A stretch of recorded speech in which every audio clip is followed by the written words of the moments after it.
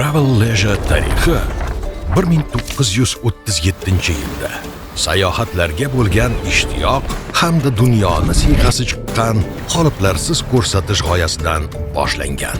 Afsonaviy jarda bu har bir maskanning madaniyati, go'zalligi va haqiqiy qadr-qimmatiga bo'lgan o'zgacha nigohdir. Taassurotlar qa'riga botmoq istaganlar uchun o'nlab yillar davomida biz xilvat ko'rfazlardan tortib to megapolislarning sershovqin ko'chalarigacha sayr-u sayohatlar haqidagi juda ko'p ko'rmish kechirmishlarni to'plab keldik. Bugungi kunga kelib Travel Leisure'ni millionlab insonlar mutolaa qiladi. Biroq eng muhimi shundaki, bizga ishonishadi. Modomiki biz shunchaki hikoya qilibgina qolmay, balki tajriba ham almashamiz.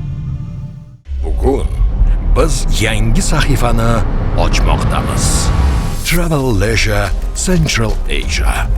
Birinchi bora global media brand, Sharq aql bovar qilolmaydigan energiya bilan to'lib toshgan an'analar esa ertangi kunni yaratuvchi o'lkalarga qadam qo'ymoqda.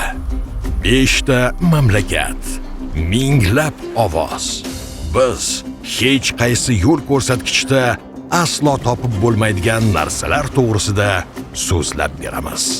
Har bir harakati hamda so'zlaridan an'analar yangirovchi insonlar haqida, ko'pdan ko'p xalqlar madaniyatining negizi bo'lmish tafsilotlar haqida.